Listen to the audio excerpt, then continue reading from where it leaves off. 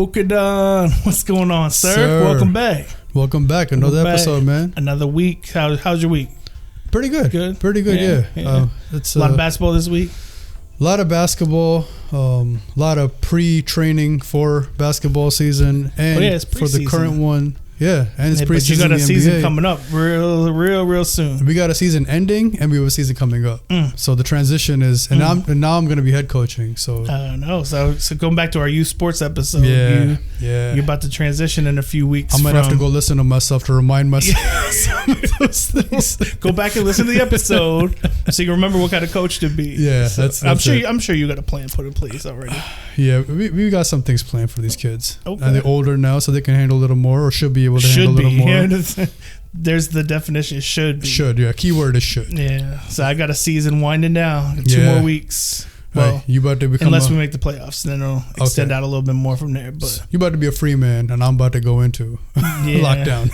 But I got to figure out what the next move is. That's true. Because we can't stay idle. You know, in this world, this athletics is too much of a separation. Absolutely. If they stay idle, so I got to figure out which basketball program. Well, unfortunately, we can't make it all the way up here into the boonies where you are. And be able to participate in the same program. I know Dylan, he really wants to. He really wants to, but he couldn't convince Mama. Well, we're gonna miss him. Yeah, but I was looking forward to him joining us and kind of running it back. I mean, but you need his defense, that's for sure. But defense, and also help him develop in prep for football, because since basketball helped him so much, right? But that's good. So, but I've got some kids that I believe will be returning for football. Okay. And so I'm kind of working on, having some conversation with the parents and getting a core little group together so that in the off season, right, we can throw together some little clinics, get some work done. So the one benefit that basketball has that football doesn't is that indoors, where we can be 365. That's true. That's the only issue with football. Yeah, but or baseball. There actually are some potential indoor options. There are, but just not as frequent as No, it's not as easy to find a court. Right. But listen, you can always jump in on a practice with us, and just to kind of keep things going, right? So, listen, where there's a will, there's a way. Absolutely. And we'll figure it out. Yes, sir. So, all right. Well, on to this week's episode. And this is one that as we were talking about different episodes to do, and I was kind of thinking through what would be a fun, interesting conversation. Not one that we have to drag out too long, but I'm just curious to see where our perspective goes. Okay. So just to warm up to the conversation. Sure. So the title of the episode is The Toughest Sport, right? But what I mean by that is, so I've heard different conversations out there in I don't know if it's not the Twitterverse anymore. So like the X-verse? I don't know. Sounds like X-Men. Out there in the internet somewhere that, like, what is harder to do? Hit a 98 mile an hour fastball, get a hole in one from a couple 100 feet away, right? You know, when they hit those couple 100-foot chip yards or whatever, chip shot, or 100, not feet, yards. Yeah, I was gonna say, right. Those drives, chip shots, the long drive, but they get a hole in one, right? Like Steph did. Steph got that hole in one. Yep. One of those pinpoint, like 30, 40 yard passes that just drops in on a dime that you literally couldn't put the ball anywhere else but right there, because the receiver doesn't have to make any adjustment. It just falls into their hands before his side. Like, one of the catches I'm thinking about is like the Julio Jones catch in the Super Bowl, where it was right there on the sideline, just enough space for him to tiptoe. Like, the accuracy that all of these have to take. Right. Drilling a shot, fully contested, drilling a three, fully contested, where the ball just goes over the fingertip. Like, all of these, the error of margin is extremely slim. That's why they're professionals, right? Of course. Yeah. But I've heard the conversation, like, which one is the hardest to do? So just curious, out of the examples we've shown, but if you want to throw another one in there, sure. This is not the toughest sport yet, so let's go there. But like, just out of those, an action from a sport or something like that, what do you think is the hardest? I think it's those. I agree. Like golf, 300 yards away or 200 yards away, or even 100 yards away, hole in one is incredible. Mm-hmm. Especially guys who like, have you seen them when it skips over the water and still makes it on the green? That's insane. I think that bowling a perfect game, 300, that's incredibly difficult. Right? That's just so like, you're considering bowling a sport. Yeah, of course. I don't want to upset any bowling fans. Listen, man, I consider it a sport. No, it is. There are some other sports per se I don't consider a sport, but bowling is a sport. Yes, and because to me, bowling, scoring a perfect game literally means copy and paste, copy and paste, copy and paste, and then having that like, conditioning yourself to do that. Same thing. Like the margin is so slim. Right. Every time you bowl. But you can't even get a spare. It has to be a perfect strike every pin. You got what, like 13 pins. 13 perfect rolls. Right. So it's literal copy and paste. Mm-hmm. Assuming you get it on the first one. Yeah. I just wanted to add that to the list you provided already. So which one do you think is the hardest? Out of that list? That comprehensive list that we developed. It depends. Like, are you talking about throughout the course of the whole? No, just that one thing to do. Yeah. I don't know. I think golf is probably one of the toughest ones because there's just so many elements. It's like yay big, and it's, you know what I mean. Like it's, you can't even say like, you know, it felt like shooting a tennis ball into the ocean, right? It's not one of those analogies that you get in basketball. Right. And also the ball, because it's flying so high in the air, like the wind element, like it's just too many elements or extra variables that are part of that. Okay. In my opinion. See, I think, man, like trying to hit a 98-mile-an-hour fastball and like the pinpoint accuracy that you have to have, because you have to wind up, you have to swing, and you gotta get it at just the right like millisecond. That's a good one. Like I just can't even imagine how, again, like to not just strike out every time. That's why they have the, you know, batting averages that are the so three, low. Like, and 3 is like, that's supposed to be a good batting average. It's like, that's a great like 3.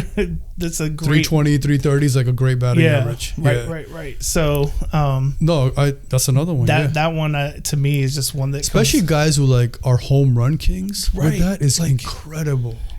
And they've got the power behind it, but the minus power they're not and like accuracy, cheating or whatever. But I agree. 100. That's another one. Yeah.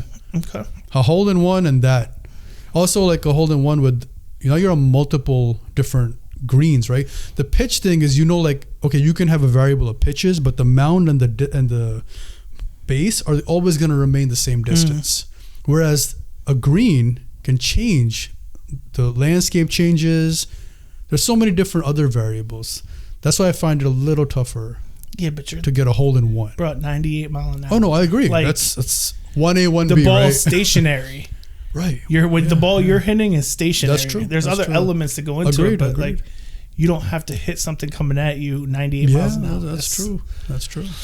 That's right. And then there's others, like you look at the skill that it takes in boxing or, you know, MMA and just different, because there's a lot of skill, and I think one of the common denominators is the fact that there's such little room in any professional sport for, there's like little room to not be accurate, right? There's little room for error. At the professional level, sure. Yeah, there's just such little room for error. And that's why we see these like amazing catches, amazing passes, amazing shots, amazing, you know, things that happen in golf or whatever the case is, where it just blows our mind, because they're just, the skill level, the probability of that happening as much as it does is beyond the normal person's ability. Well, and as we just continue to evolve, like the athleticism, the skill level, and everything that's behind it makes it even more like shocking, the things that these professionals are able to do on a regular basis. It's crazy. Yeah, I agree. It's crazy. So I guess with the baseball, what about 115 mile per hour serve that comes your way in tennis. And you have to hit that back soft so it lands right inside that square or that rectangle. There you go. That's another great example. Right? That's tough. Another great example. And then you have to the volume. That's a tough one. Yep.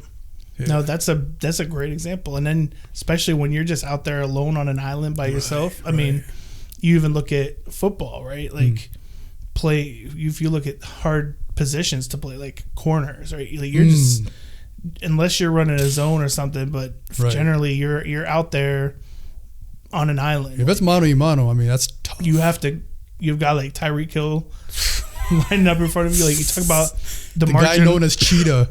Talk about the margin of error being slim. Like, oh my God, yeah. You slip for like a millisecond, or you're not paying attention for a millisecond. Like this sounds like the Super Bowl when Jamar Chase was wide open at the end, against the Rams, and he needed one more millisecond to get that ball off. Yeah, and Aaron Donald did his thing.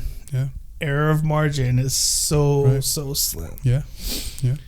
Okay, so let's lead that into, unless you have any more questions no. anything else you want to bring up.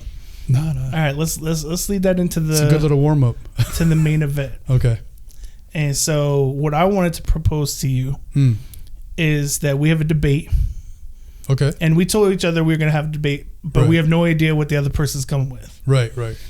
About the toughest sport and what we believe the toughest sport is, and make an argument for it, and then we'll see what the audience thinks. Okay. At the end. Sure. So, and then we can give a couple honorable mentions at the end after we feel like we have completely and wholly given our entire business case. How much time rationale? Do we have? Hey, keep it short. Listen, we got all the time we want. It's our podcast. That's true. But we'll try to keep it concise. Debate a little bit, and then we'll see what everybody else thinks. Sure. So, and by toughest, that, because it's you, I didn't put any constraints on. I'm like, he gonna color outside the lines anyway. So I'm glad you came with that open mind.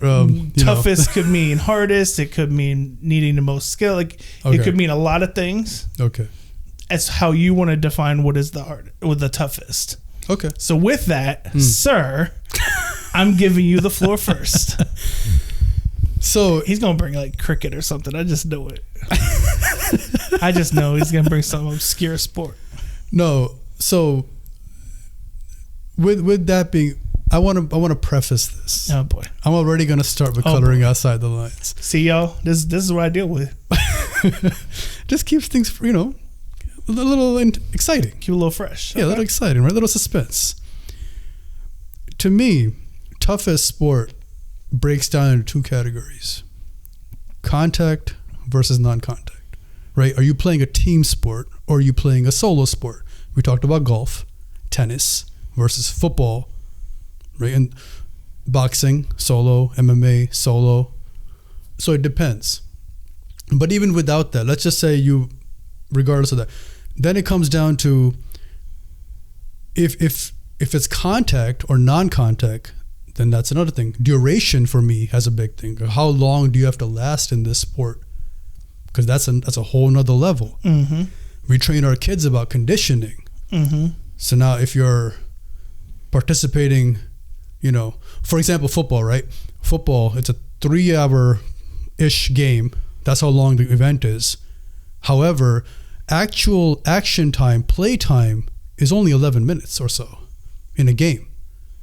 So really 11 minutes of actual action happens on the field, which they make a huge spectacle 3 hours long out of it. What are you talking about, for any position player? Or I'm talking about just NFL overall. In total? Yeah, in total it's 11-ish minutes, 12-ish minutes. So you're really going to watch 12 minutes of actual action for 3 hours. Might be a little longer than that. Sure.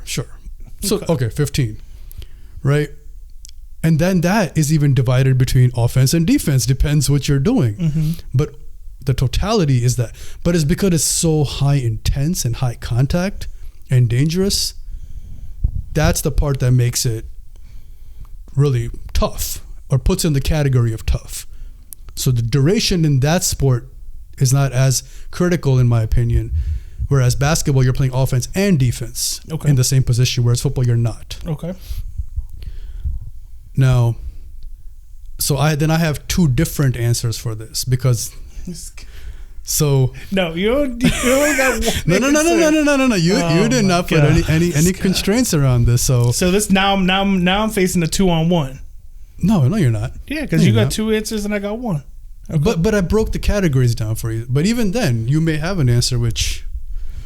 So when I say the toughest sport is for me, it's either boxing or MMA.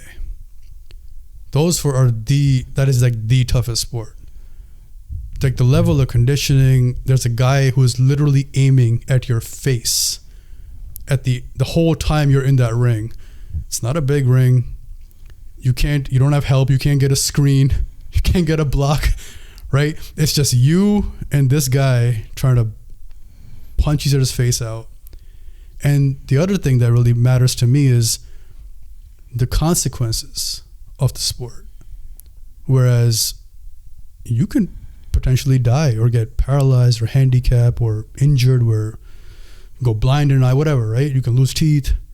That's a big deal because now you're impacting your life. When you're impacting your life, that makes it tough because now you have to live in that condition. So that's one part of it. That's why MMA and boxing for me are like you really are a different type of person if you're willing to get in that ring with somebody to duke it out. And my respects to you. I'll never mess with you. So that's one side of it. But those are generally much more short contact. Correct. Short contact. They are. Okay. I just wanted to make that point. Well, short contact in a sense that you're not really tackling somebody, but you're really aiming for their face. No, but the whole time you're in boxing, you can go 12 rounds, but you may only land. That's true. Like a lot of boxing, depending on the fight and the fighters, can just be a lot of moving around the ring. That's true. Depends on with little contact, right? It depends on who the fighters are, like right. Floyd is more of a defensive fighter, right? Or a fight could be over in 2 rounds. Correct. Exactly. Right? So it's a much shorter. But if it is over in 2 rounds, the guy who got knocked out pretty badly, like that's gonna be a tough thing to recover from. Mm-hmm. And then again, like the factor of the harm you put yourself, the way putting yourself in harm's way, where it's gonna impact your life. Okay. You're gonna live longer than you're gonna fight. I hear you. So that's one part of it. So MMA is another one, right? Like that's super contact. Whereas boxing is not as much contact. So how many times would you, and I know, and please, for anybody listening, I know we're not going to have the exact data at the tip of our fingertips because it ain't that deep. But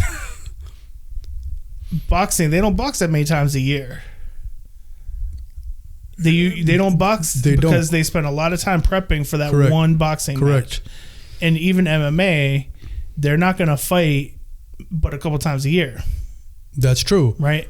So again, the harm you're putting yourself in is... I just want to make a few points as I lead up to mine. Those are valid points. I just want to make some valid points as I lead up to mine. But go ahead. It's all good. Those are great points and there's also some fighters who are a little bit more active than others. Okay. Yeah. I don't know if this is actually fully accurate, but I believe like Logan Paul, apparently, like he fights pretty frequently. From my understanding, I don't know. No, I don't know. No, I think you're thinking about his brother Jake. Oh, Jake Paul. I'm sorry, Jake Paul. Yeah, but he's not fighting. So again, people may have opinions about that, right? So I don't know. Like he's not fighting even to do that, boxers, but we've seen professional NFL players who have been bowed out in a boxing ring. Yeah. So it's not the same. But still got props for him for getting in there. All I know is that if Mike Tyson was in the ring, or Muhammad Ali, or Evander Holyfield, or those guys, or Roy Jones, God bless, brother. Yeah. God bless. Okay. Better you than me. Okay. So that was category 1. That's category 1. So MMA and boxing. The other one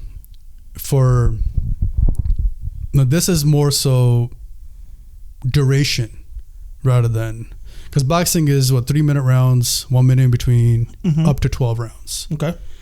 Now, the other one is, and the good thing about this one is that because not a lot of people are going to go box, but many people can do this or try to get ready to do this. It's a little bit more feasible if you were to go say, oh, I'm going to go try something versus I'm going to go try box. It's going to take a lot of work to get ready for this, but I can muster up a little bit of strength to even go try a fraction of this, which is the Ironman triathlon. A 140.6 is what they call the full one. So let me read you some of what you have to do here. Okay. You have to do a 2.4 mile swim. Okay. Then go straight into a 112 mile bike ride. Now you don't know what the terrain is either. Right. Or the weather conditions are going to be. And right after you finish that, you have to go into a 26.2 mile marathon run. So you have to finish all that consecutively, no breaks. So like the endurance you need to have, the mental toughness, the dexterity, like there's just so many different levels of skills you need, physical and emotional and mental, to go through something like that. That is, to me, like just truly next level, non-contact related.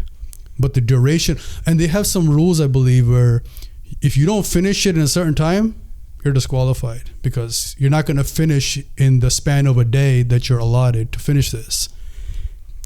So just to think about it, you sit down to watch football 3 hours, right? Basketball, maybe 2 hours, 3 hours, or most sports. But to sit down to watch this or be an athlete to go through something like this, oh, I got to finish this in 13 hours. Right? I have 13 hours to finish this, and just to think about that, like I got to swim, 2.5 miles, go straight into a 112 mile bike ride. That's insane. And then to go straight, like, and I'm just thinking, like, there is no part of that, the training for that, where you could say, I can skip this or not work on that. No. There's nothing there. You have to do a full package. It has to be a full, right? And even conditioning for it to do something like that. I wonder how many years it takes these guys or these people, these men and women who choose to even, dare to do something like this. It's insane. And I watched some of these, but I have never sat for like the whole time watching it. Right? I don't know anyone who does, except the people running it or their family members. Like hopefully people participating or their members, right? Their family who are going to say, "Oh, I'm going to watch." Hopefully they make it, they finish. Like I heard about these marathons that they run here in DC about, whatever. And I'm like, oh yeah, I'm not doing that. But this, like swimming, I don't know about that. For me, probably that's the toughest sport, non-contact related. So in your research, did you find how many of those are run every year? Yeah, there's actually so Ironman is a company that does it. The actual, I don't know what the actual one's called, but Ironman is the actual kind of like, I guess they've kind of like taken over the whole sport in that sense, and they run them in many different countries. So it's all different types of terrains and whatever not. So you really can't prepare fully the way you like to. But they do run quite a few. But I don't know what the total number offhand right now is. Okay.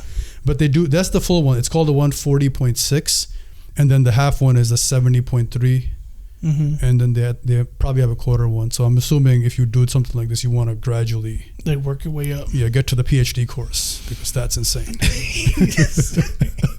He said, get to the PhD course. Yeah, that's you got to start at an associate's first. Correct. Forget that. Get a diploma, bro. Get a diploma first. Get a GED first. Exactly. That's crazy. Get a GED first. Do a swim a quarter mile, bike a mile, and then run a mile. There's your GED. There you go. There you go. And all that within a certain time frame. You can't even first let's do it and then do it in a time frame.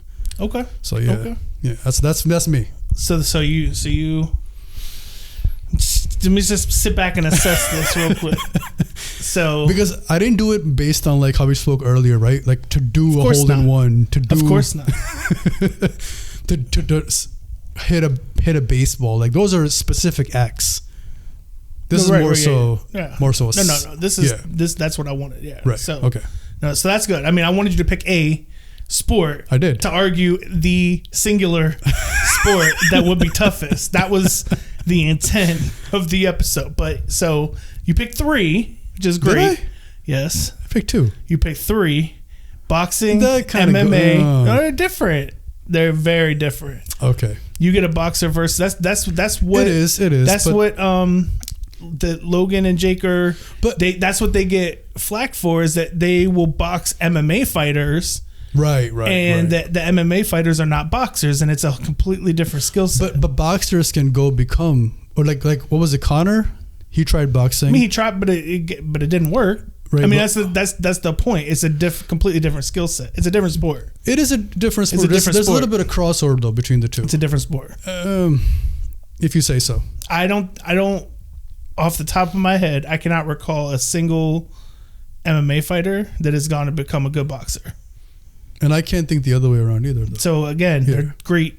There's crossover in training, but I wouldn't say it's like a 1-to-1. It's definitely not. It's a different. You picked 3 sports. I mean, just admit it. Just 2.5 sports. Bro, just 2.5.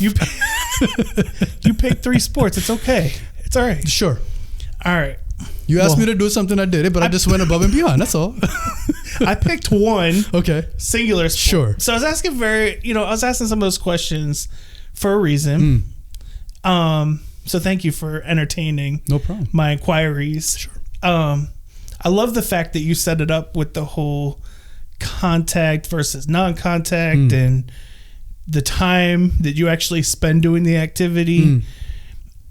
And then the other piece that I would add to that is the duration of time you do it throughout a calendar year. Okay. So you got basketball, 82 games. Right. NFL, 17 games. Very different contact levels, different time of span that you're actually performing the activity. Same thing with boxing or MMA, right? You're a couple fights a year. You spend a lot of time training for it, but a couple times a year, and you are 12 rounds, couple rounds in MMA, and you're done until your next fight a few months later. Big difference though is the level of how dangerous it is. I'm getting. Okay, So let me staircase this for you. Okay, sure. So I'm adding to that. Even the triathlon, same thing, right? Couple times, nobody's doing this regularly. Let's just. No, they do. No, they do. It's almost like monthly, or at least. Okay, even if they do it monthly, sure, that's amazing. That's great, but they're not doing it daily. No, of course not. Okay, so what I chose was a sport where you are required to be performing athletic stuff. I'll just call it stuff. Athletics, because I don't want to give anything away. You're performing athletic stuff for longer than you'd be playing, in most cases, and longer than you'd be playing a football game. Okay. In totality of the time you'd be on the field. Okay. Or basketball, you'd definitely be going longer than most boxing or MMA. It is equally as dangerous. And not only is it dangerous for you, it's dangerous for the other person or people that participate in this with you. Is it marriage? And marriage.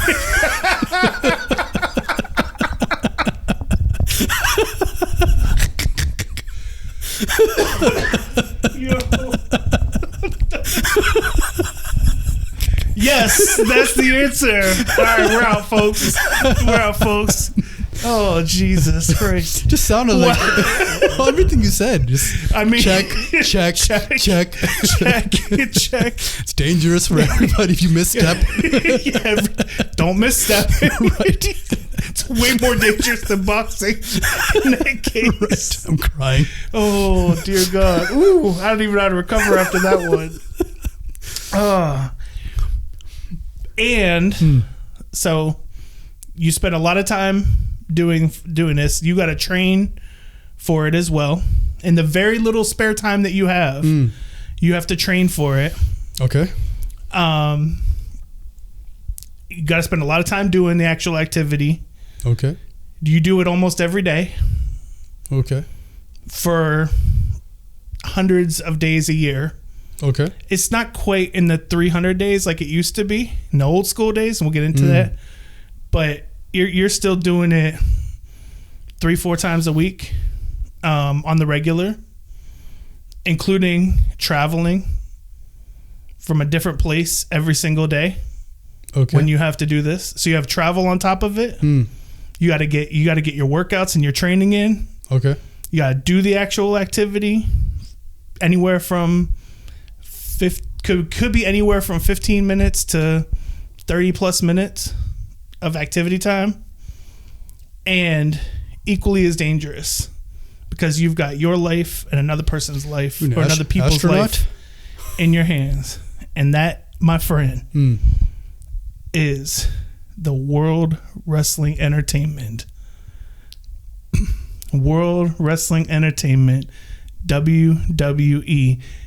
These folks, these guys and gals are the most athletic individuals in my mind, hands down, on the face of the planet. Think about it. They start in one town today. Okay? They wrestle a 20-minute match against another person. When we talk about the error of margin being so slim, think about some of the stuff that they do, right? You go up on the top rope and you got another guy who you guys are going to just a simple move, a suplex off the top rope. Any slight over rotation, you don't have your arm cradled under the other guy's neck or girl's neck whenever you're doing it. Like, the other person's life is literally in the other person's hands with 9 out of every 10 moves. It's the one person trusting the other person with their body. When the guys jump out of the ring over the ropes, right? They're trusting that the person's going to catch them, right? And break their fall so that the floor doesn't break their fall. Like, literally almost all of the moves have very dangerous outcomes if they are not done. When we talk about, and that's why I wanted to preface everything with the error of margin being so slim.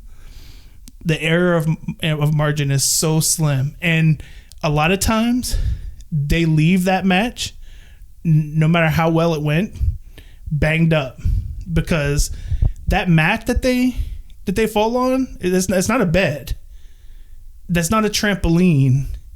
Like, it hurts. It hurts to take what they call bumps, right? Have you heard that term before? Yeah. To take a bump? Yep. Like, take a simple back bump. Like, if you just took back bumps for like 5 minutes, you would have trouble walking the next day as somebody who's never done it before, right? If you just stepped in, just take just a simple standing squat, boom, flat back. You have to have your arms flat. Back bump, you would have trouble walking the next day. So they do this all in one town, and then they go get in their cars, and then they drive to the next town, and then they wake up the next morning. They got to train. They got to get their workouts in, get to the arena so they can work with whoever they're putting their bodies on the line with again to do the same thing the next night.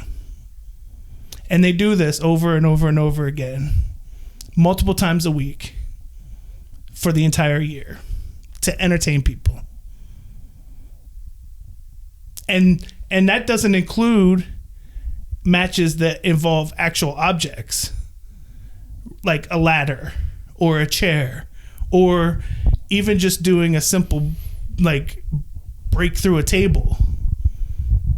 Like, it still hurts. You still, like, those objects still are physical objects that you go through, right?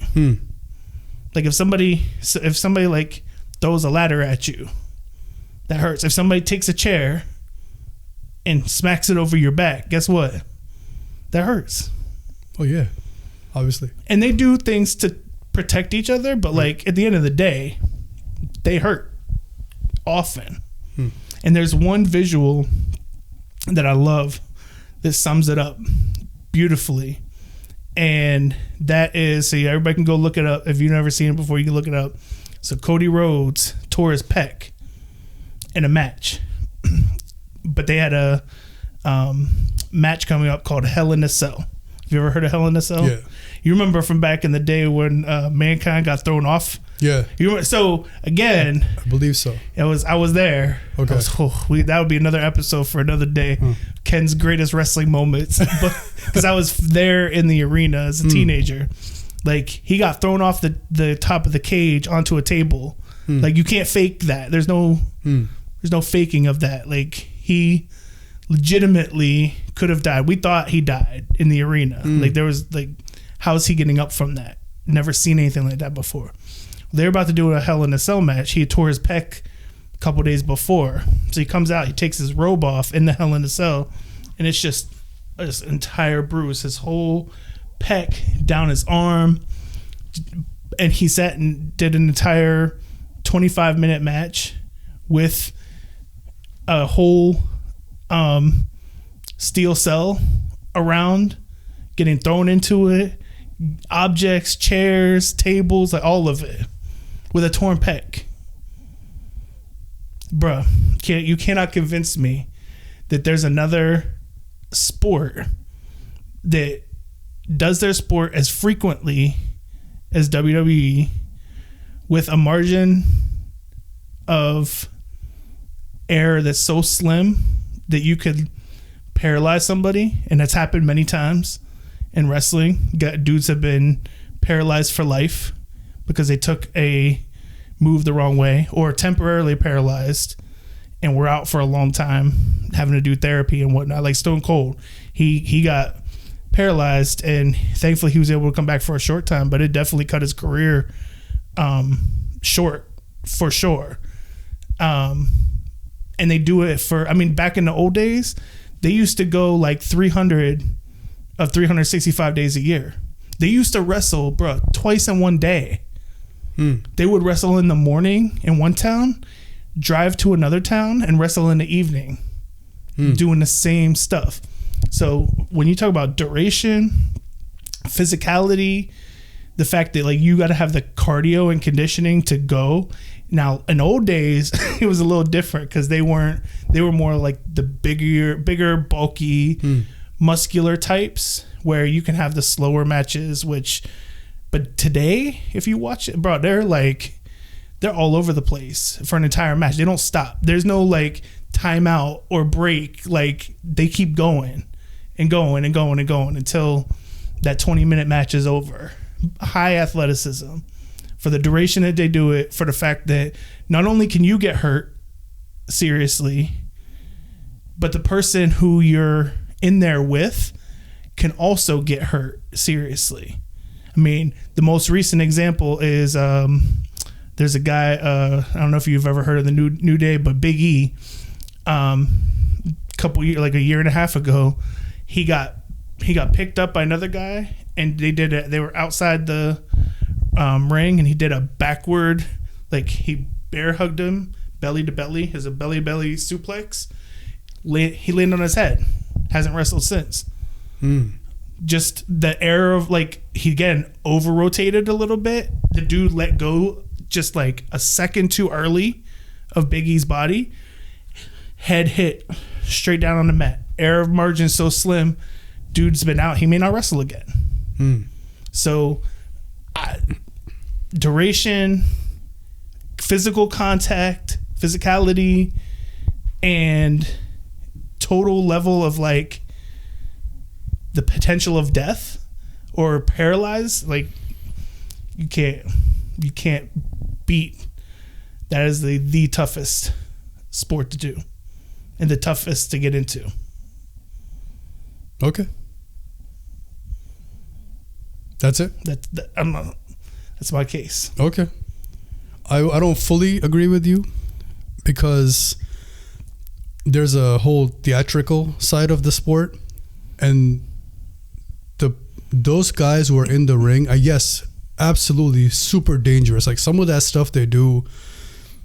I remember one match. I think it was who's Vince? Vince, the owner, right? Mm-hmm. His son was apparently matching somebody, and it was like those cage matches, and you were at the top, and they were gonna do a suplex from up there. Yeah. It was crazy. Like just the things that you see guys doing. Mm-hmm. Completely agree. Very dangerous. Needs super athleticism. Yes, the whole. You don't generally. So timeout really is two guys rolling around for a while, pretending, or they are probably hurt, but they're just kind of like, can't reach, I can't tag my partner, or whatever it is. But, however, all to say that they are not in there to actually physically hurt each other. Yes, you have those things. You're right. You're actually helping cradle somebody. You're helping them land correctly. You're helping them so they don't get paralyzed or hurt. So that's the theatrical side of it. Is it not? It's absolutely dangerous, right? The margin of error is super slim. Correct. That's why they're professionals. But their sole purpose is not to be in the ring to punch somebody's lights out, literally, and that's your whole purpose of being there. Your purpose of there is to entertain together, not to hurt each other to the point where I want you to go to the next town and wrestle with me. I don't want to stop you from wrestling. But in boxing, I am trying to take you out, and you're never going to wrestle me again because you're so scared of me. So the two different, or MMA, there's two different factors. There's the theatrical side is not there. And that's the part where I'm saying, yes, duration-wise, absolutely. Is it a toughest sport? I agree. Is it the toughest? No. Not for that. For that reason solely, no. So I disagree because there's still... So with the boxing or MMA, you have the short term, you have the physical pain from a short term duration, but you still, even though theatrical has nothing to do with it. It does. No, it doesn't. Because you're supporting, like you said it yourself. You're still supporting. I have to support the guy so he doesn't. I let go too early because of that. Now, but you are, but that don't matter because you still have to make it believable when they're throwing punches. That's the point. They're not. I don't have to make it believable in boxing. My point is to believe you knock you out. But my point is that they do. So it's not like you're not getting hit. You're still getting hit. It just correct.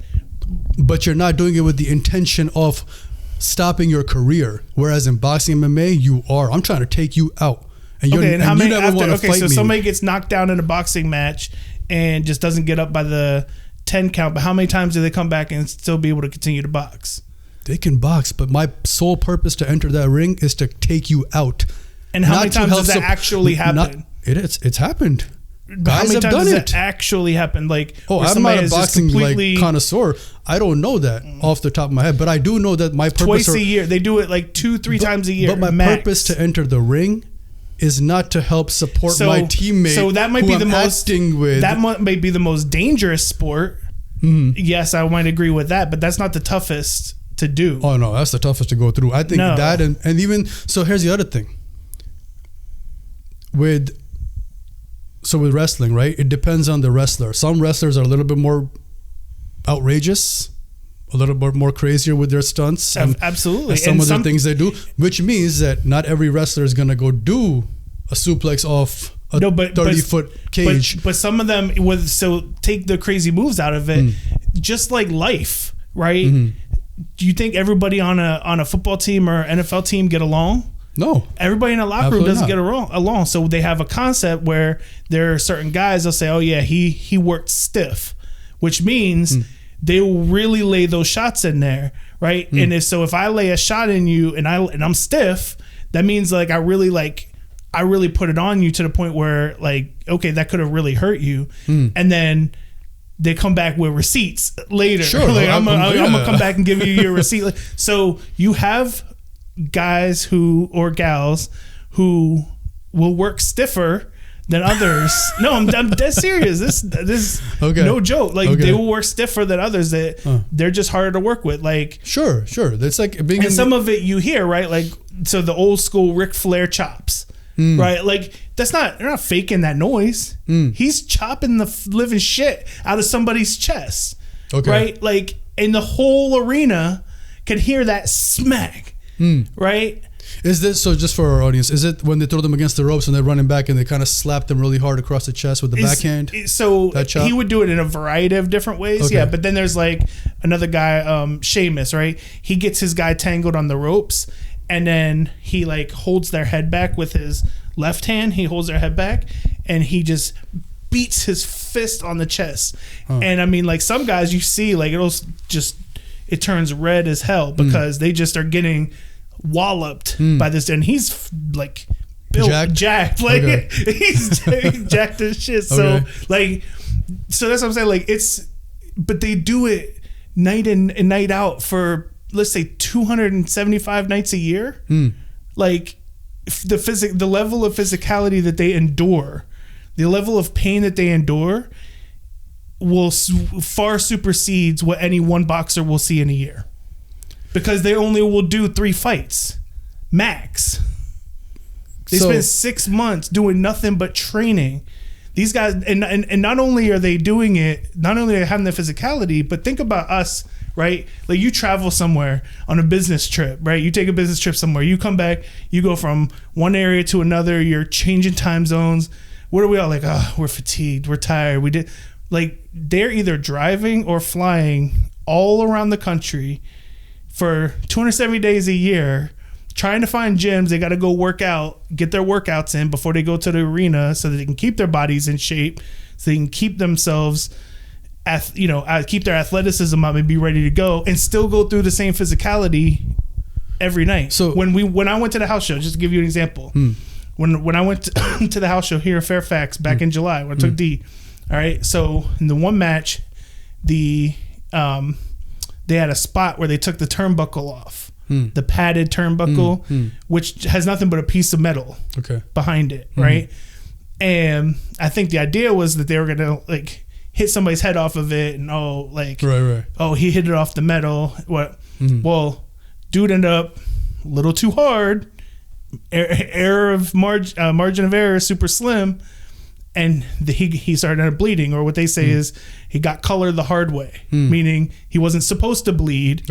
It wasn't part of the entertainment, the script, but because they messed up in the ring, he ended up a bloody mess because he got color the hard way. Like that's what I'm saying. Like at any given moment, you're now dealing with a potential injury or something that, again, every single night can happen to you. Versus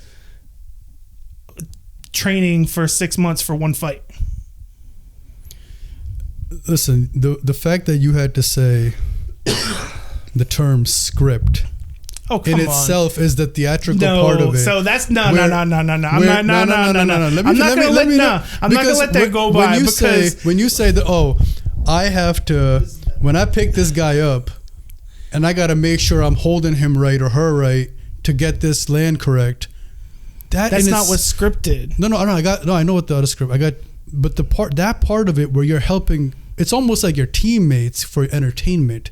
Yeah, you're hurting and hitting each other, doing it for a You are, but it still hurts. It doesn't matter. Agreed, but your purpose of being there, your purpose is not there to hurt. But that's why it's the toughest, because you have to do it so frequently over time. No, if you were to say most dangerous, yes, I would agree with you that boxing or MMA would be most dangerous because of the fact that your purpose is to hurt the other person. What I'm saying is how I'm defining toughness, and we'll see how listeners define toughness is, it's not just the physical, it's the physical pain, it's the amount of athleticism that you need to have to actually perform the sport and the duration of time that you do it. So that's my question so I want to have two questions. You made a point, and this is just me asking a question, trying to learn.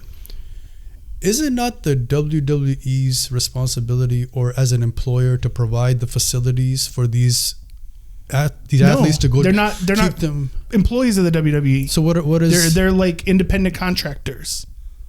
Interesting. Yeah, they're not. They don't. I don't. So you don't get benefits as part of the. No, they're independent contractors. So that right there's a little wrinkle, right? So that's tough. Yeah, that's tough. I don't know what the business format or layout is of UFC. I don't know. Yeah, so they have a contract with the WWE, but that contract is of them being an independent contractor. Okay. Right. So now would I put it in the top, top 5? Absolutely. Strictly based off of the duration and the frequency of having to do it. Yeah, it's in the top 1. I would put it in the top 5, not the 1. Definitely not the 1. The most dangerous is definitely boxing or MMA, but that's not the toughest. Because the other thing I look at it is this, that not every wrestler is doing every crazy thing out there. Some are just, doing what they're doing. No, but even simple things like I don't recall The Rock ever having to do some crazy. No, but and correct me if I'm wrong here. Well, so number one, the athleticism has amped up, just like every sport, right? Like football was one way, but they're all better athletes now. So that the speed and everything has ramped up. More offensive minded. But they still had hardcore matches back then. They still had the chair shots. They still have like when you're on a ladder match and you fall off a ladder, like bro, every time they do a ladder match and somebody falls off the ladder, I'm so scared someone's gonna break their ankle, just shatter their ankle. Because they're falling down from a 12-foot ladder onto this hard surface, right? And so, like, yeah, not everybody does the crazy moves, but everybody everybody still takes the bumps. The simplest of the simple bumps hurt. Firing somebody full speed into the ropes hurt. If you hear any top wrestler talk about the physicality of wrestling. Like you just take it for like us, not you. I'm sorry, I'm not talking about you specifically, but like viewers take it for granted. Like, oh yeah, he just threw him into the ropes, but like those ropes hit your back, and if you're running full speed against those ropes, they hurt. It still, like, you know what I mean? Like you're still running into something that's coiled and springing you back forward. Like that, time after time. There you can actually see sometimes where there's like marks where people will get from the ropes. Like even the simplest things still cause pain, because even though the outcome is scripted and we might know, like, okay, here's a couple things we know we want to do in the match, right? Like let's say I want to fight with you outside in the crowd. We're going to go do this. Like we'll talk about that beforehand, but that doesn't change the physicality that happens while you're doing it. And on top of it, you're doing it with, 10,000 people screaming and cheering, watching your every move. And you have to make it entertaining while also dealing with the physicality of it at the same time. Every single night. So the thing that makes me respect it is the fact that you're doing it frequently. The frequency with which you're doing it is respectable. No, that's a big reason why I chose it. But the purpose of you being there, that part to me is I'm not buying it. That it being as the toughest sport. No. Is it a top 5? Yes, it is. The top 1? Absolutely not. And I love to hear what I would love to have to say about this. I agree with, the reason I brought that earlier, the part earlier with how every wrestler is not doing the same thing, right? The same types of moves. Everybody has their own style, right? Boxers also have their own. Some are more defensive boxers, some are more offensive. Some are just going to dance around and try not to get hit. Whereas, how's that tough? So whereas the other part of my answer was that the triathlon, every single athlete has to endure and go through that. There is no avoiding it. But they're not doing it 270 days a year. Correct. But no wrestler is also wrestling for 13 hours straight. No, I mean, so that itself, it's that mental toughness that is ridiculous. That's nonsense to get to the PhD level. Right. That's just nonsense crazy for that 13 hours. Yeah. So again, it just looks on how, as a person, how do you vary to different degrees of whatever it is that you prioritize? That's what I'll be interested. So I'm really interested to see how everybody thinks about it. But I learned a lot about wrestling. Thank you, sir. Oh, there's a lot more. There's a lot more. We have to have there is. We have to have a Ken's wrestling. Oh yeah, segment. Ken is a huge wrestling fan, by the way. So bro, because I just. Like, and so let's take some of the more hardcore sports out there. But if you look at like the common sports, I just think that even though I love football and I love basketball, and as athletic as those guys are, it doesn't even compare to me to to the level of athleticism. You know what's crazy? They don't get compensated nearly as much as the other sports do. Not even close. Right? So that in itself not even close. Yeah. I mean, you in the NFL, you got mid-tier guys that'll make, you know, 9 million, 10 million. Right. Like that's unheard of. That would be like top guy money, right? Top girl money in WWE. Your mid-level might be like 650,000. Which is a lot of money. That's a lot of money, but still, but when you think about it, right? And how much are you working for that money? Part of it is WWE don't pay for their travel. Yeah, so that's the other thing. They don't have a bus, a shuttle to fly them. And so some of the more top guys do, right? So like when I was there, and we went to the back where they were at the end, and so like Seth Rollins has his own bus, Cody had his own bus. There was another one, but I never saw who got on it. But then some of them just had cars, and they were just driving it. So whether they were rental cars or whatnot, but they're probably rental cars because none of them were right. You put all those miles on your own car. I'm sure you're not putting those miles, and I'm sure they have much nicer cars than like Santa Fe or something. Right. Like, not that it's a bad car. Not that it's a bad car, of course. Yeah, we don't got anything against Santa Fe. Yeah, we're equal opportunity. Absolutely. But yeah, I mean, like the fact is that you're just night after night after night. Yeah, that's crazy. Having to do the same thing, whereas football is once a week, basketball is maybe what 3 times a week, 3 to 4 times a week. Yeah. And you're even a basketball thing, you play 35 minutes, right, in one game. You know, you could wrestle a 25-minute match on a pay-per-view. Yeah, you could wrestle a 30-minute match. Yeah, some they have the 60-minute Iron Man matches. Right. So, so I was going to mess with you earlier and I decided not to. I was going to be like, you know what I think the toughest sport is? You remember back in the day, there was a show called Gladiators? Yes. That is the toughest sport. No. It's not. But I was just going to mess and just kind of go through a whole, like, why that is. But again, there's a documentary that came out, the behind the scenes. And dude, I don't know if you got a chance to see it, but it's crazy. Like the injuries that they suffered as part of that. Just being part of that, and how they had zero rules in the beginning. So I was just gonna mess around with you. Although I still think marriage is the toughest sport. I'm sorry, not gonna. I'm gonna leave that alone. Let our female viewers take hack down for that. No, it could be the other way. It doesn't have to be females. It could be the other way too. I mean, yeah. So it's in marriage, not. But I mean, it's just coming from a man's perspective. So all right. So I'm gonna leave you with one honorable mention as a parting gift. Okay. And I'm just going to say a name because he dominates this sport. Okay. Joey Chestnut. Nathan's hot dog eating contest. Oh, yeah. That's crazy. Joey Chestnut. I heard about him. Bruh. How many does he down? My God. Like, it's ridiculous. He's like in the 60s, 70s, I think. I believe. I guess it's probably wrong. He's the one who also did the lemonade, right? How many gallons of like. He's ridiculous. Yeah. Yes. He's ridiculous. That is insane. That is insane. So shout out to Joey Chestnut. That is our honorable mention for toughest sport. Yeah, respect to you, brother.